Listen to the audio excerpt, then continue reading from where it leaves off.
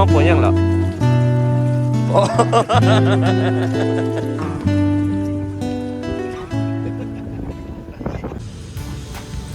สบายดีทุกคนพบกันอีกแล้วเด้อเนาะคลิปนี้พวกเรามาแวะซื้อเครื่องของต่างๆจะออกเดินทางไปแล้วเนาะทางเมือง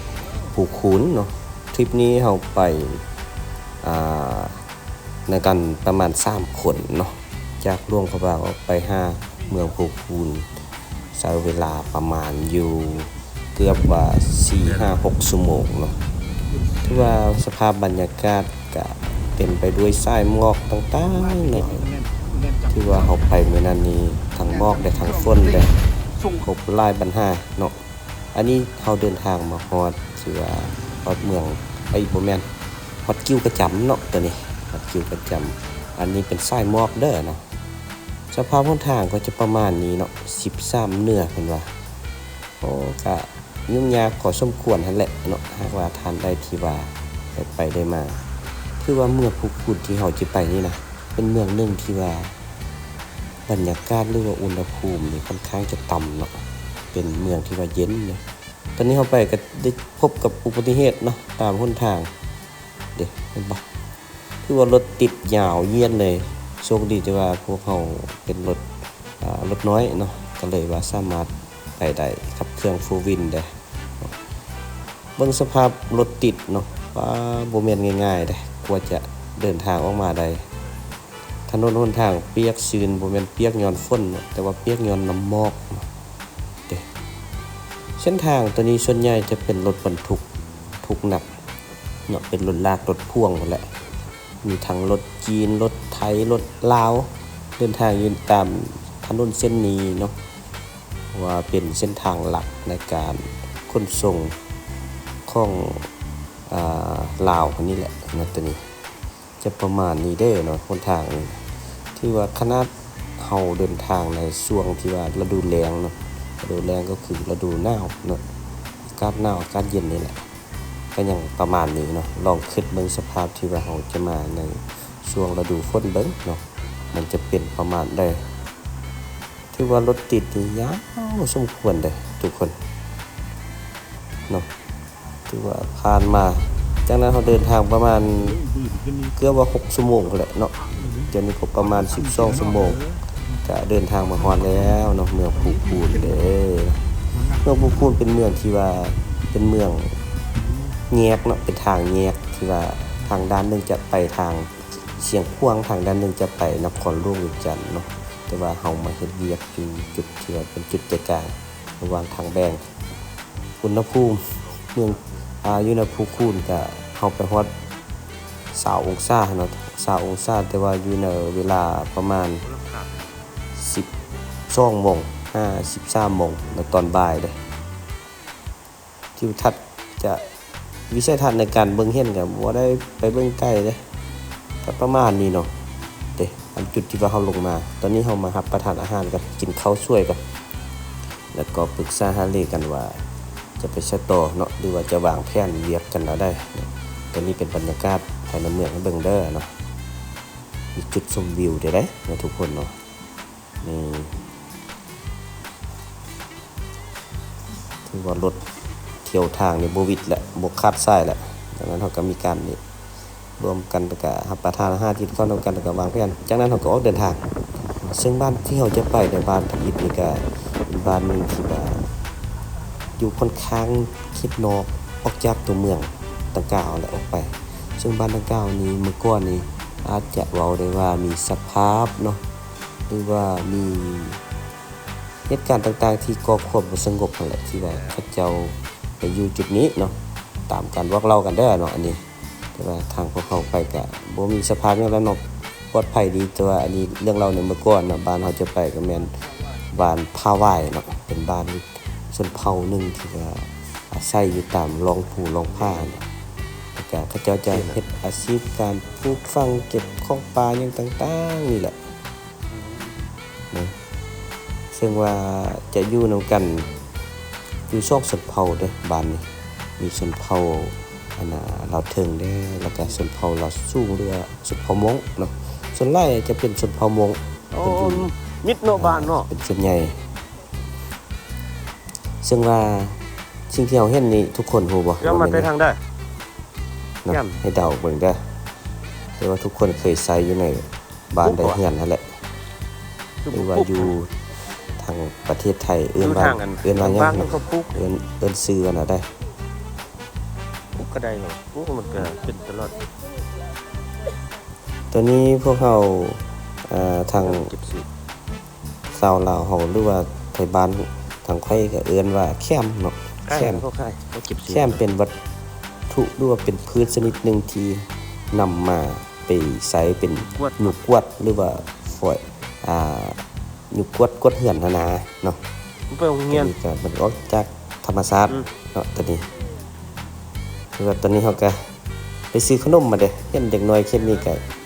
คือสงสารอีตนเขาจะ จะซื้อขนมติดไม้ติดมือมานำก็ได้แจกให้ชาวบ้านนั่นแหละเนาะเด็กน้อยอยู่ภายในบ้านก็จะได้ กินได้อันนั้นกันเชื่อว่า พวกดีสัน ตามพวกเขาลงมานี่ไก่ยังบ่ บริการ ยังบ่เห็น โอ้เห็นเรียก ร้านค้านี่ต่างๆเนาะตามที่ย่างเลาะเบิ่งตามบ้านนี่นะหมู่บ้านนั้นก็เป็นหมู่บ้านหนึงที่ว่าเอ่อข้อมูลตามข้อมูลเบิ่งต้นสอบถามก็จะมีประมาณ20กว่าเนาะหรือว่า20เนาะ20กว่าหลังคา เอาวะ เฮือนเนาะหลังคาเฮือนเป็นอันนี้ได้เนาะเป็นกระต๊อบได้เนาะหรือกระต๊อบหรือว่ากระ ผู้อยู่บ้าน ท่อมเนาะกระท่อมกระท่อมบ่แม่นกระท่อมดื่มเด้ กระท่อมมาอยู่นี่อันนี้เขาเจ้าเป็นว่าเอิ้นเฮือนหลังหนึงหรือบ้านหลังหนึงเด้เนาะสำหรับเขาเจ้าแล้วก็อยู่ในแบบนี้ก็เขาเจ้ามีความสุขดีเด้เนาะตามที่ว่าพวกเราได้ลงไปร่วมกับเขาเจ้าแล้วก็ตามความรู้สึกที่ว่าเฮาสัมผัสได้เนาะตัวนี้ ไปโรงเรียนอยู่ห้องปวดยังเหรอปอ อยู่เจ้าโรงเรียนอยู่พุ่น ท่านฮู้บ่ว่าปอเป็นหยังเนาะเมื่อกี้ถามเด็กน้อยเมื่อกี้ปอก็คือออีอีแม่น1เนาะอแม่น2ปอก็คือป2หลังจากที่ว่าเฮาลงเบียร์ไปเมื่อกี้แล้วเนาะสำเร็จแล้วเขาก็สืบต่อเด้อสืบต่อเดินทางเข้าไปในบ้านต่อไปบ้านต่อไปคือบ้านจีนเนาะบ้านจีนก็เป็นอีกบ้านหนึงนั่นแหละที่ว่าในเมื่อก่อนก็คือได้เว้าผ่านมาแหละมันจะมีกลุ่มคนบ่ดีที่ว่าไปกบดานซะเนาะไปกบดานหรือว่าสร้างสถานการณ์ความบ่สงบให้กับทางประชาชนหรือว่าชาวบ้านอยู่ในการสัญจรที่ดังกล่าวนะอันนี้เป็นความเล่าจากปากต่อปากเด้อเนาะอันนี้หรือว่าในเมื่อก่อนนั่นแหละแต่ว่าบ้านดังกล่าวที่เข้ามาก็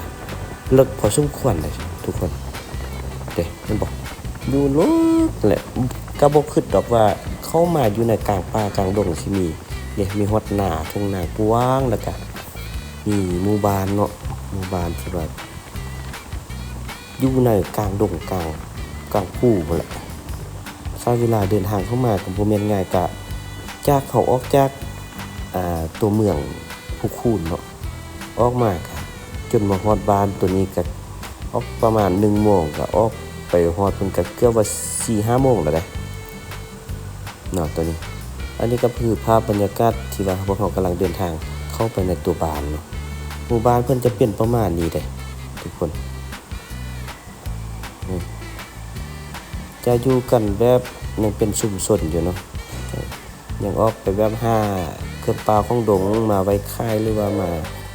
อาหารไว้กินเนาะหมู่บ้านส่วนใหญ่จะเป็นแบบนี้อันนี้ก็เช่นเดียวกันประชาชนส่วนใหญ่ก็เป็นชนเผ่ามีชนเผ่าขมุแล้วก็ชนเผ่ามงเนาะผสมผสานไปกันปั๊มน้ำมันอยู่ทางเขตบ้านดังกล่าวได้อนี่ ปั๊มน้ำมันสร้างต้น บรรยากาศนี่ก็ประมาณนี้เนาะคล้ายคือกันคล้ายคือกับบ้านเมืองแต่ว่ามาสังเกตบ้านนี้อาจจะมีพื้นฐานเศรษฐกิจจะดีกว่ามีร้านค้ายหลายกว่านี่มีปั๊มน้ำมัน ปั๊มน้ำมันเนาะรุ่นที่ว่าในเมื่อก่อนกับปัจจุบันก็ยังเห็นอยู่ได้เนาะรุ่นนี้ปั่นขึ้นมาแต่รุ่นนี้จะเต็มลิตรเต็มถังดีกว่าได้เนาะตามที่สังเกตมา ไอ้1ลิตรก็เต็ม1ลิตรนะบรรยากาศบ้านจะประมาณนี้เด้อนะมีการขายเครื่องการก่อสร้างโอ้มีหลายอย่างแต่ว่าบ้านนี้จะเป็นบ้านใหญ่กว่าเนาะตามที่ชอบทำมาบ้านดังกล่าวนี้เกือบว่า3-400หลังคาเรือนพุ่นเด้เนาะเดี๋ยวเจอนี้จะเป็นการถ่ายให้เบิ่งเด้อว่าบรรยากาศบ้านดังกล่าวนี้เป็นอะไรเนาะนี่มีรถรางพาหนะเขาเจ้ากันหลายสมควรเด้ถือว่าเฮาไปเนี่ยเป็นช่วงที่ว่าอากาศหนาวอากาศเย็นเด้ทุกคนอยู่ในเมืองภูคูนส่วนใหญ่ก็เป็นอันนี้แหละอากาศนี่จะบ่ขึ้นสูงหลายสูงสุดก็ประมาณ20องศา22องศาเรื่องนั้นจะเป็นมันจะอยู่ในช่วงประมาณ10 11 12นี่แหละ55 16ประมาณนี้ไปเนาะเรื่องอุณหภูมิภายในเมืองดังกล่าวนี่นะส่วนใหญ่จะมีหมอกเป็นเปียกชื้นเนาะถือว่าเศรษฐกิจบ้านนี้ก็ค่อนข้างจะดีเนาะพ่อแม่ประชาชนก็ก็มีบ้านมีเรือนมีรถเนาะส่วนไร่เขาเจ้าก็เฮ็ดปลูกฝังเลี้ยงสัตว์อันนี้เป็นภาพหมู่สุขของหมู่บ้านเด้อนี่เป็นส่วนหนึ่งเนาะที่ว่าพวกเขาได้ถ่ายมาให้ส่วนตัวนี้ก็คือภาพพวกเขาลงเฮ็ดเวียกเนาะหลังจากที่พวกเขาเฮ็ดเวียกแล้วประมาณ5โมง6โมงเนาะตอนนี้6โมงกว่าๆกันเริ่มมืดแล้วได้นี่